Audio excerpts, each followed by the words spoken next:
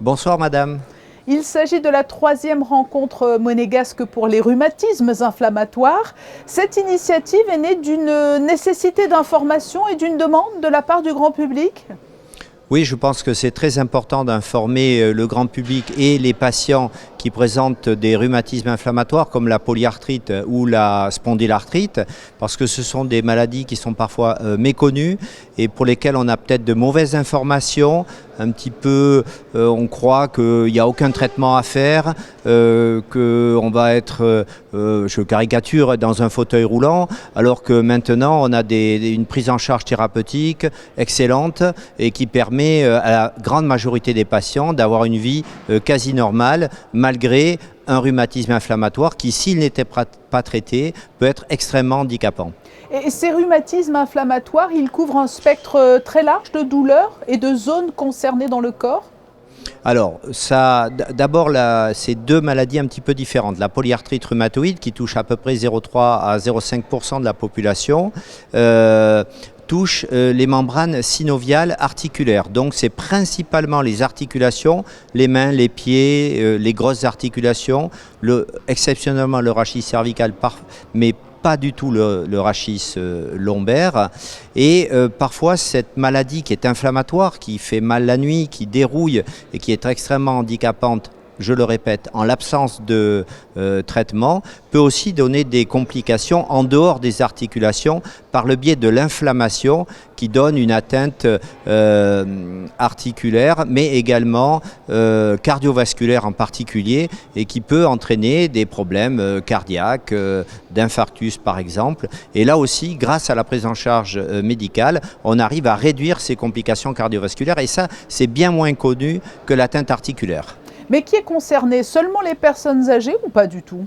Concernant la polyarthrite rhumatoïde, les personnes les plus touchées, c'est plutôt les femmes jeunes, mais pas que, puisque ça peut débuter très petit, dès l'âge de 6 ans par exemple, mais ça peut aussi toucher des sujets de plus de 70 ans.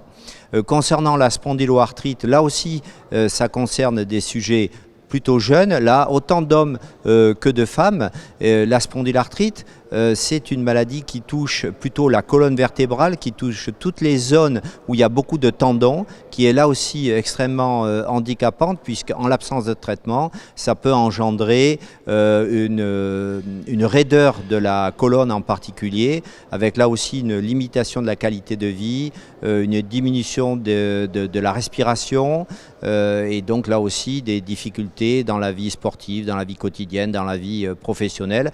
Mais là encore, j'insiste sur le fait qu'en présence d'une prise en charge médicale et rééducative adaptée, on arrive à empêcher toutes ces manifestations délétères. Mais quelle est cette prise en charge? Comment traite-t-on très concrètement les rhumatismes inflammatoires? Alors il y a des traitements de fond dits classiques concernant la polyarthrite, le méthotrexate en particulier, et pour les spondyloarthropathies, souvent les anti-inflammatoires non stéroïdiens parce que ça bloque l'inflammation. Et puis le grand progrès thérapeutique, que ce soit dans la polyarthrite ou dans la spondylarthrite, c'est l'arrivée des biomédicaments depuis l'an 2000 et qui permettent réellement d'avoir une action extrêmement puissante sur l'inflammation. On arrive à stopper l'inflammation et donc stopper les conséquences ostéo-articulaires et extra-articulaires de ces deux maladies inflammatoires. Docteur Brock, j'aimerais que l'on s'arrête un court instant, que l'on écoute une patiente qui souffre de rhumatismes inflammatoires et qui a fait part de son témoignage à notre reporter sur place au Méridien, Justin Adel. Nous écoutons cette dame et l'on se retrouve ensuite. Au tout début, j'ai été diagnostiquée quand j'avais 16 ans. C'était très douloureux parce que j'arrivais à peine à m'habiller toute seule, je ne pouvais pas descendre les escaliers le matin, etc. C'était très compliqué.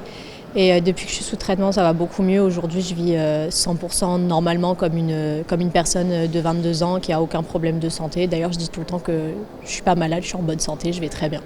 Voilà, on vient d'entendre ce témoignage, on a parlé notamment des traitements. Est-ce qu'avec l'avancée des technologies et de la recherche, une meilleure connaissance encore des rhumatismes inflammatoires peut intervenir dans un avenir proche ? Alors c'est vrai que les progrès en matière de rhumatisme inflammatoire sont très importants. On l'a vu, dès 2000, l'apparition de ces biomédicaments a été carrément une révolution thérapeutique pour les patients et pour nous, hein, parce que c'était difficile de traiter ces patients. On n'avait que la cortisone et maintenant on a des biomédicaments. Et je dirais pas chaque année, mais presque tous les 2 ans, on a l'arrivée de nouvelles molécules qui apportent des éléments différents, et ce qui permet de traiter les patients différemment, et ceux qui répondent un peu moins bien à certains biomédicaments parce qu'au bout d'un certain temps ils échappent à la thérapeutique, eh bien on a encore d'autres solutions qui arrivent sur le marché, soit en piqûre sous-cutanée, soit en perfusion et même maintenant en comprimé avec une efficacité presque identique à celle que l'on a avec les perfusions ou les injections sous-cutanées. Donc le progrès il est là. Et un lien, docteur, a été établi entre l'alimentation et les rhumatismes? Alors, concernant les liens avec les rhumatismes, d'abord pour la polyarthrite, c'est le tabac. Très clairement, le tabac a montré qu'il était un facteur favorisant de début de polyarthrite rhumatoïde. Concernant la spondyloarthropathie, il y a souvent, on dit qu'il y a un lien avec le microbiote digestif, et effectivement, le côté alimentaire est très séduisant puisque on se dit que peut-être qu'en adaptant d'une certaine manière l'alimentation, on va arriver à améliorer les rhumatismes inflammatoires. C'est un peu le sujet qu'on a souhaité exposer cet après-midi. Eh bien justement, nous écoutons le docteur Émilie Acquacalda qui est intervenue aujourd'hui sur ce point. L'alimentation, en fait, elle peut avoir une incidence sur l'apparition comme sur le contrôle des rhumatismes inflammatoires. On a de plus en plus de revues scientifiques et on a lancé des études en fait, pour répondre plus précisément encore à la question de l'alimentation. Mais globalement, on va privilégier le régime méditerranéen, éviter surtout les aliments ultra transformés parce qu'on sait qu'il peut avoir un impact sur le microbiote, donc sur la flore intestinale, et qu'un déséquilibre pourrait favoriser aussi l'apparition de certaines maladies. Donc voilà, un sujet qu'on n'a pas le temps d'aborder en consultation. Donc, on a toute la place aujourd'hui pour présenter ce thème. Un lien donc avec l'alimentation.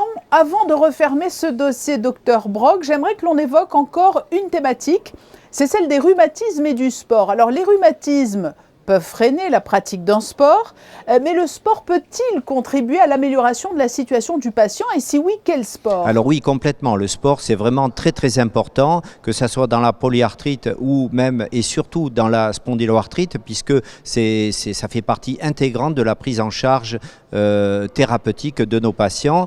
Le sport doit être adapté en fonction bien sûr des atteintes articulaires ou rachidiennes de nos patients, mais la pratique sportive est un des éléments clés pour traiter nos patients.